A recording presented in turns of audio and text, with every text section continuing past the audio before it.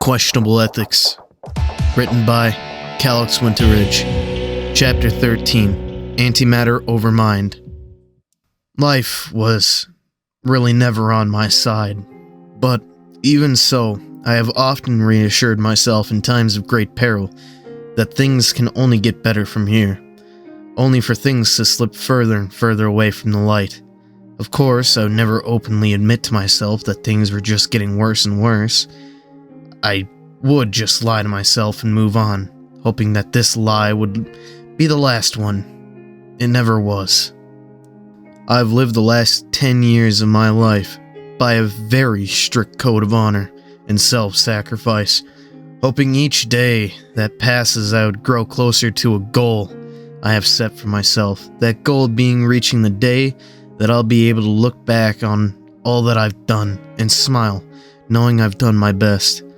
It's the day I'll be able to think that there is nothing more I can do, that there is nothing more I can say, or give, or fight for. And while this day was a long ways away, I look forward to it. But now, it's all gone. That dream is so far away from me, it's practically impossible for me to achieve it. For that, I have Black Mesa to blame.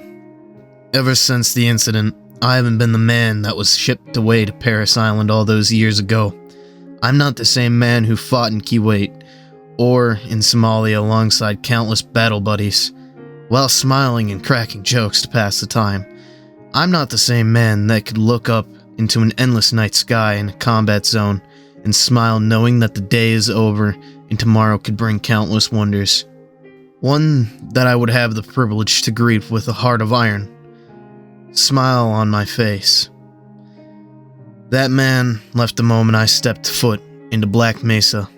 I may joke, laugh, and smile now, but there is no real heart in it. I might be able to think and act like I once was, but the real me, I feel, has died. I could pretend that me talking and working with the Kieran while meditating is helping me, but in reality, it's a fool's chore. If I'm truly being honest, I died when Black Mesa came knocking. I died the moment I stepped on that Osprey and left Fort Santiago, and nobody can change that except for me. Ever since my entrapment on the equine planet, my mind has gone from bad to worse, to something far beyond worse. I had done a pretty good job at hiding it from everyone since I arrived, but now, it was more than I could handle at this point. And to make it even worse, the Kieran have started to notice. Then again, this past week, you would have had to be actively avoiding the clear signs that something was wrong with me on purpose. I had been talking with Autumn and her friends more often lately as a way to vent out my frustration by carefully disguising my hatred as formal lectures. We used to only meet every other day, but then we started meeting every day at noon. We had also moved to where we had been holding these talks, which, despite my protests, they said was fine. The reason I protested was because we moved from my camp outside the village to the sort of town hall that Rainshine uses as her home during the late evenings, and government building the rest of the day. Of course, they asked her permission to basically use her living room as a lecture hall. And of course, she said it was alright. It was a bit awkward at first, I must admit, due in part because this was the first time I had sat beneath a proper roof in about half a month, almost 3 whole weeks, but mostly because the building was about half a size too small for me. But I got used to it quickly. I also got used to being around large groups again. My time spent in the market that one day being a test of trust with the locals, needless to say. We both passed. I also started drinking tea, which I had never done before, not even iced tea. It wasn't terrible, and it could have been worse. The way I saw it, I guessed it was just nice to drink something else besides water for once. I was also able to construct a legitimate schedule for myself that helped me plan out my day-to-day activities, as a way of trying to bring some order to my life, when before there was none. I had started using it the day after I ran out of food and started working at the town's market for money. It went a little something like this. Every morning I woke up and did a workout routine, which involved plenty of upper and core strength exercises. I then groomed my body to the best of my abilities and changed my underwear and socks. I then went into town. I did some odd jobs for the local vendors before heading towards the town hall. At a half an hour till noon, I met up with the group outside the town hall before going inside and talking for 2 to 4 hours. Then we would wrap things up. I'd leave and return to my tent, and then listen to the radio. I then go to bed and fall asleep. That's it. It's basic, but it keeps my mind on the present day instead of slipping backwards. The daily sit-downs at the town hall, I've noticed, can go on for more than 4 hours from time to time. I don't mind it. It feels good to talk. Keeps my mind jogging instead of getting bogged down. During my lectures, if you can call them that, the Kieran usually interject with questions, of which I'm more than happy to answer. Thankfully for my sanity, each day that passes the crowd of Kieran listeners grows by 2 or 3, maybe even 5. It helps to know that my words of wisdom aren't falling on the same ears every day. It actually feels pretty good watching Kieran numbers slowly grow. I feel like I'm accomplishing something. It's also good to know that the topics I speak of are captivating enough that they ask questions. These Kieran really like to ask questions, and over the week, after my first official friendly encounter with them at the market, I've heard plenty. But, as I said, life never really is on my side. For every good couple of things I do, life somehow finds a way to kick me back a few pegs. The topics I had been discussing lately, as in the past 4 days, had been about Western civilization, Americanism, libertism, separation of powers, earth religions, and bureaucracy. Of course, these general topics usually break down into 12.5 questions that lead to another dozen or so by the end of our talking time. Which I honestly don't mind. I mean, we could have been talking about the Fifth Amendment, for example, and then I'd trail off and start talking about roast beef sandwiches, and, well, the correlation may have been lost on some people to me. It all made sense that the Fifth Amendment would lead to roast beef, of all things. Then, as the conversations came to a close, I'll have forgotten what the question was or what we were talking about before leaving me dazed and confused. On the inside, of course, I didn't need the Kieran worrying about me, but I knew they could see something was wrong with me. After talking, I just stared off into the distance while my mind drew blanks. I stared off into nothingness. My eyes didn't track anything. They didn't even focus on anything. I just stare off, try to collect my thoughts, which is like trying to pick up a spilled bag of rice, one piece at a time. It wouldn't last for long, however, as I'd usually feel a hoof on my arm that pokes and shoves me awake, and it would be Autumn every time. I'd give her a smile and I'd go back to talking, only for our session to end a couple hours later, and for me to walk back to my camp, sit down on my rock, listen to music, and cry. I've been doing that a lot recently too, crying. It's the only way I can let my frustration out anymore.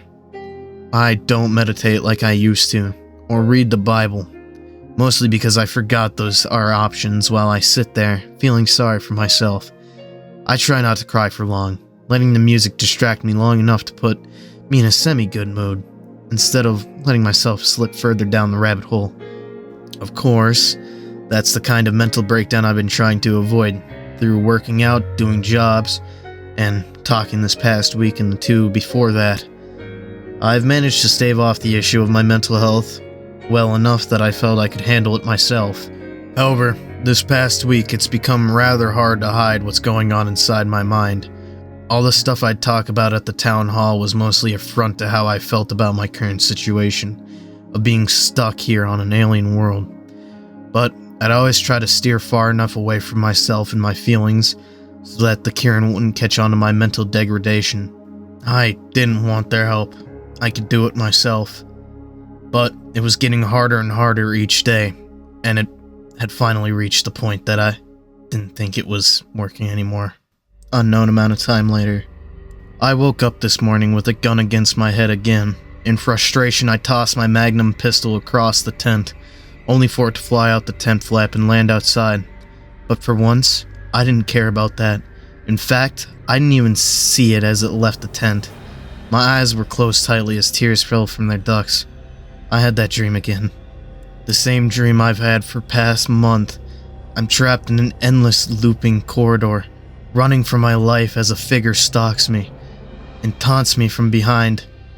No matter how fast I ran, I couldn't escape him, or the hallway. I'd eventually confront him, and as he speaks down to me, like I'm worthless to him, he'd say that he's me, and that he's ashamed of me. He'd say that I've lost what makes me whole. I've lost a nation to go home to, a family to live for, and ideals to die for. He tells me that everything I've done has been for nothing, and that nothing is what it will remain as long as I've lived. The creature would go on to say that no matter what I'd do, I wouldn't be able to forgive my government for what they did, and that I'd never go home. I'd spit back at him and yell as hard as I can to try to force him out of my mind, but nothing works. He then tells me to kill myself, telling me to, quote, end the madness, saying that all my troubles will fade away. He says I'll be able to go home, see my family, my friends, my house, and hometown. He yells at me that this equine world is just a bad dream, and that I need to wake up, or I'll be lost to it forever. By the time the dream reaches that point, I usually wake up with a weapon against my head or neck. For most of the time, I just wipe the sweat away from my brow, put the weapon away, reassuring myself that I'd never be able to actually go through with it, and then I'd carry on with my day. And up until today, I knew I never would. But today, it's different.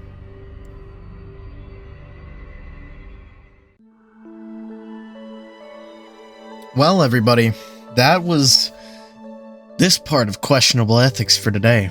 And, whew, things took a real big turn since last chapter. I didn't even remember that it was this big of a turn, and I read through this whole thing before I even started posting everything. And that's, I kind of forgot, it's been a bit. And, whew, yeah. But, oh yeah, the next part of the prologue for From the Streets of Manhattan is currently being worked on, so that will be out soon for anyone that was wondering. And, well, not and, but to get to the point with this last bit is, once again, thanks to my Patreon member. I got his name wrong last time because of miscommunication that me and him had before, and it is actually Christopher. But time to go through with this. Christopher, aka Harkdubulus, or some know him as the Polish Chad. But I gotta thank him, because, you know, part of my whole deal with that. Plus, I do genuinely to actually thank him for that, because, you know, the reason why. But anyway, I hope you all have a good day and stay golden.